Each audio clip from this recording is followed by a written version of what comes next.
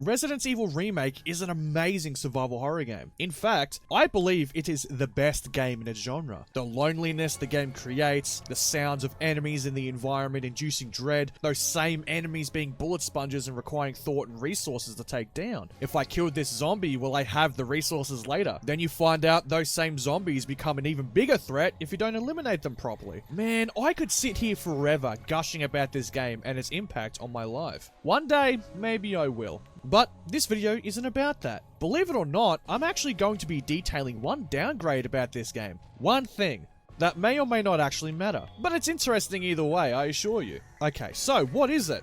First, let me discuss the original and remake briefly so we are on the same page. As we all know, Resident Evil 2002 is a remake of the original PS1 game that came out in 1996. It wasn't the first survival horror game, but it is what made the genre what it is today. The game is ancient by today's standards, and the scares comparatively are entry-level stuff. But back in the day, there was nothing like it. Zombie dogs bursting through the windows, the zombie worker opening the closet behind you, and my personal favorite, the introduction of the hunter enemy, which completely turns the game on its head. One day, I'll make a video about the hunter from the first game. Their existence is such a great way to introduce new terror when backtracking to previous areas. Anyway, the first game is still very much worth playing today, and the replayability for it was amazing, and still is. Unlockable costumes for the perfect ending, and the infinite rocket launcher for mastering the game and beating it in under 3 hours. The game had 4 endings for each character as well, which depended on the actions that you made within it. Chris could save both Jill and Rebecca, and Jill could save both Barry and Chris. Or they could save no one. Or they could save only one character each. Barry and Rebecca's fate depended on whether or not you trusted them enough, and there were multiple times in the game where you could directly put them in danger depending on your choices.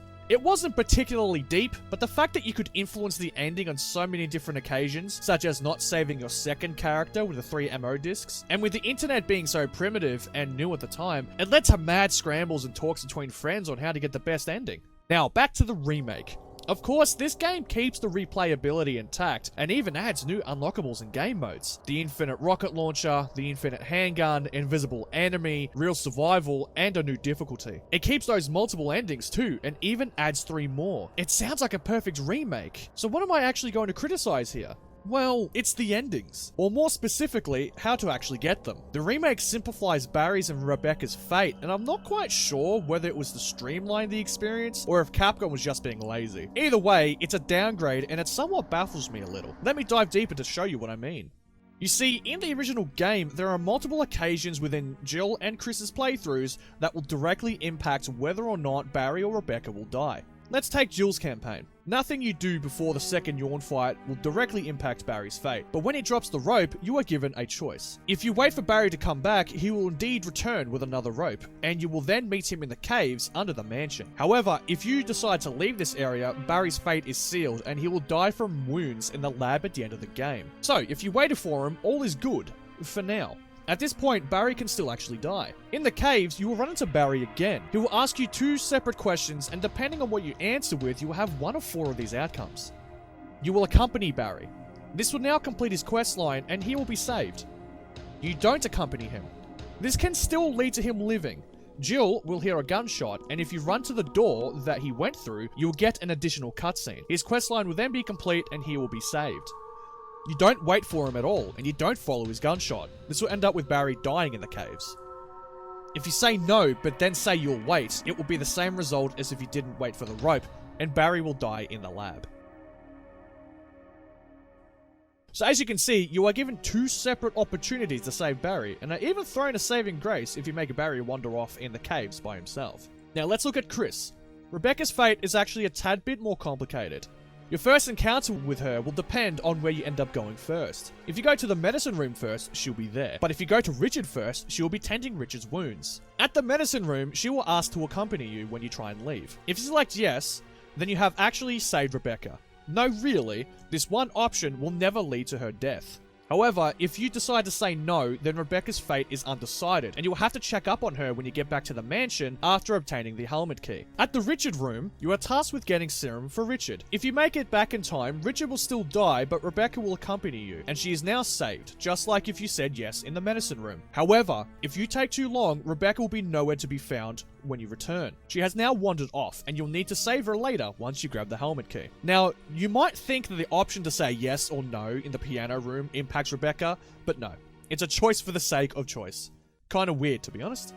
Now, when you come back to the mansion, you'll need to save Rebecca if you said no to her coming with you, or took too long with Richard. Depending on which one it was, Rebecca will be in a different location in the mansion. If you said no, Rebecca will be in the medicine room. Now, if you go directly there to rescue her, she'll be hiding near the bed, and all is well. However, if you take the time to go grab the battery first, then she will be caught trying to escape the room by a hunter when you eventually bother to go find her. If you kill this hunter, Rebecca is saved. If you leave the room without killing the hunter, Rebecca dies. Now, if you took too long with Richard, you will hear Rebecca scream, and she will be in the room where the botany book is located. You'll need to make your way to that room and save her. Now here, we have 3 choices that we can make. You make it in time and kill the hunter. Rebecca will be saved. You make it in time, but leave the room without killing the hunter. Rebecca will die. You take too long, the hunter will kill Rebecca as you enter. How long this last one takes, I actually don't know. I tested 5 minutes and she was still alive when I got there. But then I tested 10 and she dies. So around that time frame is what you have. Regardless of where she's located, if you end up leaving and going to the caves without ever checking up on her, she'll be dead, even if you make your way back. Well, so, that was a little complicated, wasn't it? Let's recap. You are given 2 opportunities to trust Barry, and if you trust him both times, then he will live. If you trust him with the rope but not the caves, he can still live. For Rebecca, saying yes in the medicine room or getting to Richard in time will save her. If you say no or leave Richard to just die, then you will have to save her from a hunter. As you can see, Resident Evil 1 is actually fairly nuanced when it comes to saving Barry or Rebecca. It's not too confusing, but it leaves you just enough choices to have a different playthrough each time you play, and one person's playthrough might not be the same as the next person. It adds replay value. So for the remake, how do you decide Barry and Rebecca's fate? Well, you get one choice on both. For Jill, nothing you do will ever matter until the Lisa Trevor boss fight. Jill will disarm Barry due to finding out about his betrayal, and they'll get interrupted by Lisa. Barry will then ask for his gun. If you select yes, then Barry is saved, just as long as Lisa doesn't knock him off the edge during the fight. If you select no, then Barry dies. This is the only thing in the game that decides his fate, except for the final fight, but I'll talk about that in a minute. No alternative paths, no trusting him and then not trusting him, none of that. A simple yes or no near the end of the game. Okay, so what about Rebecca then? That might be a bit better, right? Well, no, not really. Again, literally nothing Chris does will matter until you enter the room with the Spencer family emblem on it. It will play the cutscene of Rebecca screaming upstairs, where you got the dog whistle from. So, you rush up there. Now, you have 4 choices here. You run to the room and kill the hunter. This will save Rebecca.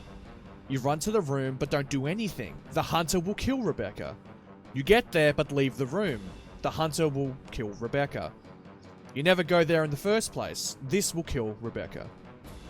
Now, technically, there is a 5th option where you leave the mansion and enter the caves first before opening the door in the first place. Rebecca will still die here. But despite all these choices you have, this is still the only instance in the game where Rebecca can die, as opposed to the 2 instances in the original. Now, in all fairness, the remake adds one different way for Rebecca or Barry to die. In the final fight with the Tyrant, if you don't distract him from the character helping you, then the Tyrant can actually kill them. This gives the different endings that I was talking about earlier, where the mansion will explode, but you only have Jill and Chris leave, or only Jill, not only Chris, depending on who you're playing as. So, let's recap then. You can save or kill Barry at the Lisa Trevor boss fight, and you can save Rebecca from the hunter or leave her there. No extra scenes where you can stuff it up, no alternative pathways where you can redeem a poor decision. Just one instance per character. Yes, like I said earlier, there is the Tyrant fight, but that happens in the literal final 3 minutes of the game, so it really doesn't impact anything at all. This change will mean that one player's playthrough will be extremely similar, if not identical, to another player's, as the variance that could occur in the game just isn't there anymore. I would also like to add that, in the original, Barry never outright betrays Jill until they encounter Wesker. Sure, there's still that cutscene where he's talking to Wesker on the radio, but you can actually miss that, unlike the remake. And yes, he does drop the rope, but I would see that as an act of clumsiness rather than an act on Jill's life, as he does indeed return with another rope. He never puts Jill in immediate danger. However, in the remake, they made his betrayal far less subtle. You will always get the cutscene where you overhear him with Wesker, he He outright leaves Jill for dead in the caves with Lisa Trevor, and he even pulls a gun on Jill when she confronts him again. It is never left up to interpretation. It's obvious that he's trying to kill Jill. To me, the story is left weaker off for it. Your immediate instinct is to not trust him at all, and to not give him back his gun, whereas with the original, he has some suspicious scenes and actions, but never truly comes off as a villain or out to get you until the final moments of the game. So, as you can see here, seeing all the endings is now easier, and I guess that is a positive. However, that's the only positive that I can make out. Why remove complexity and nuance to your character arcs? I guess it does make for a more cohesive story, as having multiple options does blur the line on what is canon and what isn't. But if that was the case, they would have just gotten rid of the whole alternative endings thing altogether. I think maybe they just ran out of time. Capcom has a track record of Resident Evil games having a tumultuous development, so it is possible that they weren't able to develop and implement them in time. We don't actually know much about Remake's development in fairness. It's the game that we know about the least, so it's only a theory by me. Unless Shinji Mikami himself ever talks about why this was removed, we may never know. And honestly, I really don't think he'd ever talk about it, considering how much of a little thing it is. At the end of the day though, I know that this isn't a big deal. Whilst I prefer the way the original gives you more choices, the remake is still an amazing game, and honestly, I don't think anyone actually cares all that much about this. The game still has more content than the original, with more areas, weapons, puzzles, and enemies. So to lose choices that only the hardcore fans would care about, it's a small price to pay for the best Resident Evil game ever made. Yes, I said it, the best one. This game made me a fan. It was my childhood, so I guess I can forgive it.